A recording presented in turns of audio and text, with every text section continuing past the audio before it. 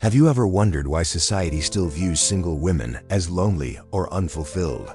What if the truth is the exact opposite? It's a strange contradiction because they're not the same thing at all.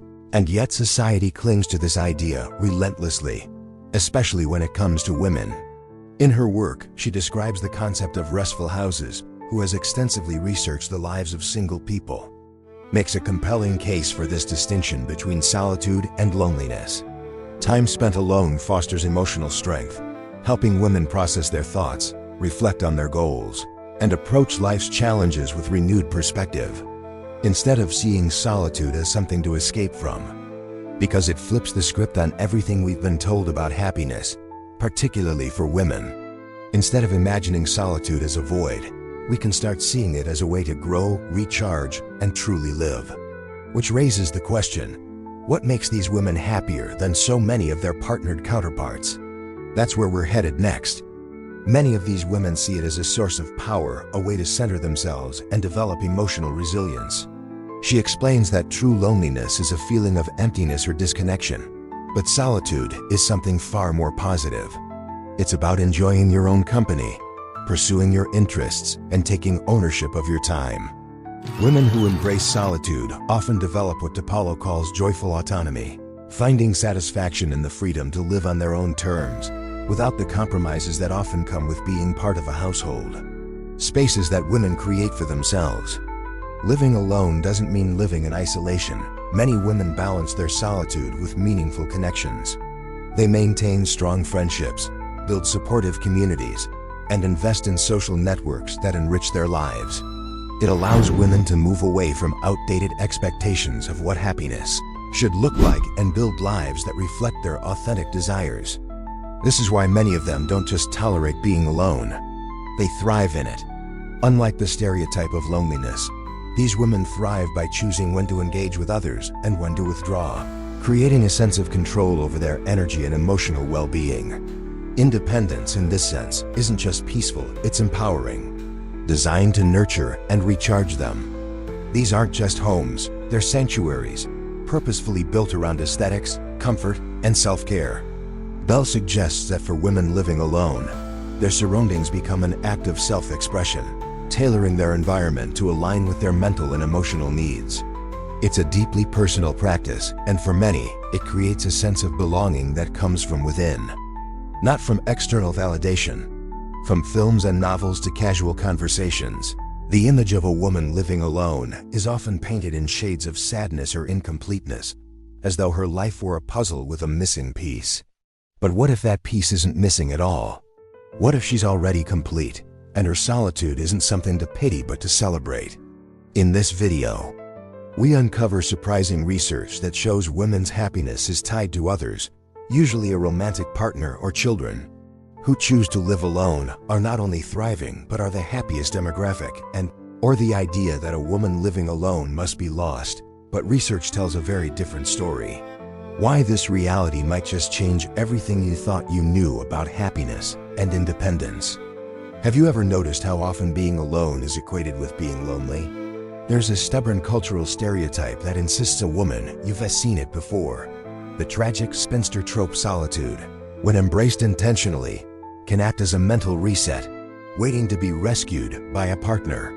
Solitude as a choice, instead of an absence, becomes an active way of living. This narrative is so deeply embedded that it's easy to mistake it for truth.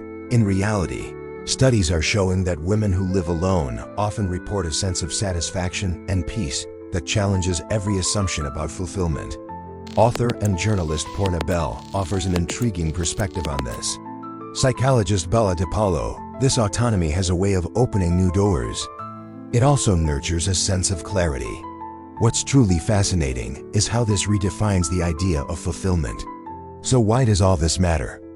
Why are unmarried, childless women statistically the happiest demographic? The answer challenges nearly every societal belief about what happiness is supposed to look like. Marriage is often portrayed as a source of security and stability. This shift in lifestyle doesn't just free up time. It sets the stage for meaningful personal growth, with fewer external demands. For example, living alone is associated with increased neural density in the anterior cingulate cortex, the region of the brain responsible for emotional self-control.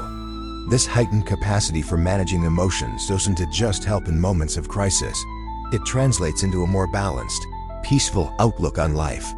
As Dispenza notes, these women learn to navigate the ups and downs of daily life without relying on external validation, which leads to a deeper, more lasting sense of happiness. Women who live alone have the space to prioritize self-care and pursue their interests without interruption. Dispenza explains that this process enhances the brain's ability to respond effectively to uncertainty or stress.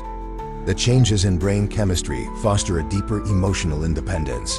For women who live alone, happiness comes not from being single, but from the freedom to live authentically. It's about carving out a life that aligns with their needs, creating a sense of self-worth that doesn't depend on meeting societal expectations.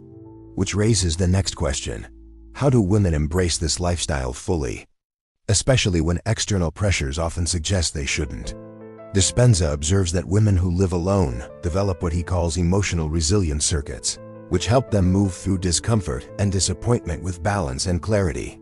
By relying on themselves to regulate their emotions, they fundamentally alter how their brains process stress, reducing the amount of cortisol released and improving overall physical health.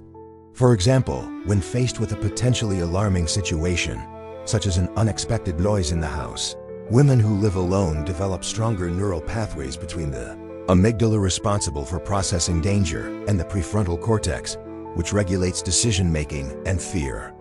Over time, this adaptation creates a more confident and capable individual, someone who is prepared for challenges rather than overwhelmed by them. The benefits go deeper than just having time to relax. Neuroscientist Joe Dispenza explains that solitude can actually reshape the brain in fundamental ways. When external stimuli are reduced, the nervous system has a chance to reset.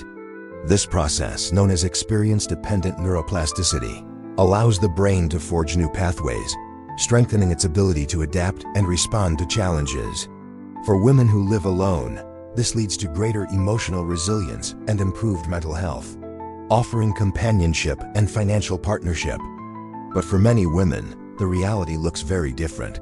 Dr. Kimber Shelton, a psychologist with expertise in relationship dynamics, points out that women in heterosexual marriages often shoulder disproportionate amounts of both household responsibilities and emotional labor. From managing schedules to caring for children, the invisible demands placed on women frequently take a toll on their physical and emotional health. Shelton highlights research showing that married women in such relationships report shorter lifespans and lower happiness levels than their unmarried counterparts.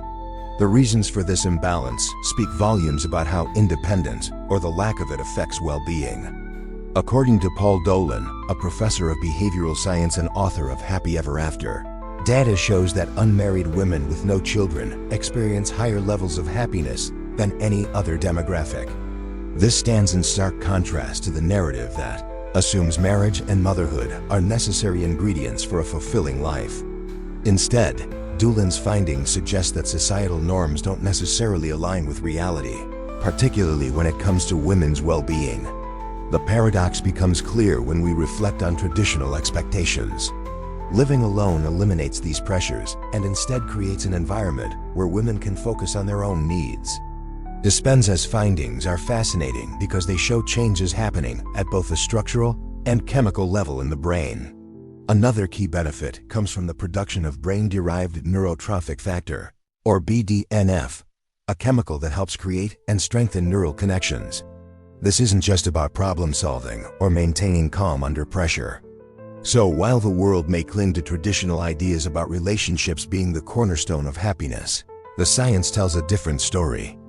Choosing to live alone can be a deeply liberating experience, but for many women, it's often overshadowed by guilt or judgment. Internalized societal expectations tell women they're incomplete without a partner or family. They may feel stuck defending their choice or explaining it in ways that others can accept. The fear of loneliness might even cloud their ability to reframe solitude as empowering. But, as psychologist Dr. Kimber Shelton suggests, Dr. Shelton explains how therapy provides a space not only for examining guilt or shame, but also for learning the skills necessary to thrive independently. Therapists can help women set boundaries, address insecurities, and prioritize their own needs. Therapy is also useful for processing the stigma often associated with living alone, offering strategies to counteract the cultural noise that frames coupling as the only path to fulfillment. The journey isn't just about shedding guilt, it's about moving towards something more profound. Instead of chasing society's approval, they learn to prioritize fulfillment on their own terms.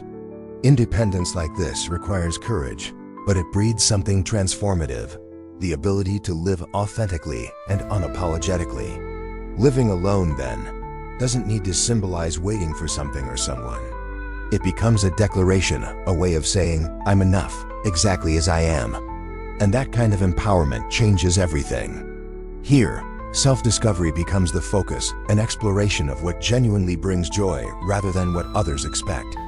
The key to overcoming these barriers starts with examining the roots of the guilt itself. For women living alone, creating routines filled with activities they love becomes a key part of embracing independence. Dr. Shelton points out that trust and communication in long-term relationships is more important than the living arrangements. For couples, negotiating separate living spaces or carving out solo time, be it vacations or personal hobbies, can strengthen the relationship while allowing both partners to maintain their individuality. Relationships, then, become healthier, not defined by how intertwined their lives are, but by how balanced and respected each person feels. Dr. Shelton emphasizes the importance of engaging in small acts of self-care, whether that's trying new recipes, diving into creative hobbies, or setting aside time for solo outings. These daily rituals create structure and purpose, transforming a home into a space that nourishes and reflects their authentic selves. Over time, these habits build a life that feels whole, not because of who's in it, but because of the care and intention poured into it. Often, it comes from narratives we've absorbed over time, stories about what women are supposed to want. Reflecting on this, she notes the importance of identifying whether these feelings come from societal messaging or personal insecurities. Who left the pressure-filled expectations of a high-demand career for a quieter life she built on her terms? She rented a small apartment, designed it intentionally to reflect her passions, and created rituals that brought her peace, from reading in the mornings to solo road trips on weekends. Over time, her life inspired others around her to look at independence differently, not as isolation but as a choice steeped in self-respect. Stories like hers show how it's possible to break free from expectations and redefine fulfillment. Once that's clear, it becomes easier to rewrite the narrative. External voices, friends, family, or even acquaintances may frame living alone as selfish or temporary, a phase that should eventually resolve itself with the arrival of a relationship. This constant pressure can make it hard to fully embrace independence. What if she never finds a partner? What does it say about her if she doesn't want one? These ideas linger in the background, suggesting that solitude is something to fix rather than enjoy. This guilt or fear of judgment can prevent women from experiencing everything solo living has to offer. Instead of exploring the benefits of independence, support is an important part of this process. Building a network of people who affirm and celebrate the choice to live alone can make a world of difference. Dr. Shelton suggests focusing on relationships where marriage or partnership status isn't a central concern, even if this means reshuffling social circles. Time spent with others who respect one's autonomy reinforces the validity of living independently. This might mean close friendships, connections through shared hobbies, or exploring companionship in ways that aren't too traditional, like open relationships that aren't focused on cohabitation or lifelong commitment. Another powerful tool is therapy. Joy itself is another piece of the puzzle. Even women in relationships can draw from this need for independence. Take, for example, a woman. For women who choose this path, women who live alone are quietly subverting one of society's most persistent narratives, that happiness must be tied to relationships or traditional roles. Instead of viewing solitude as a deficit, they've reframed it as an opportunity to prioritize their own joy. Amara Amaria describes this as a necessary selfishness, not rooted in neglecting others, but in self-preservation, a commitment to creating lives that nurture fulfillment and self-awareness. What would your life look like if you embraced that same principle, focusing on your own independence, interests, and well-being? Living alone isn't just a choice. It's a profound act of resilience, transformation, and self-love.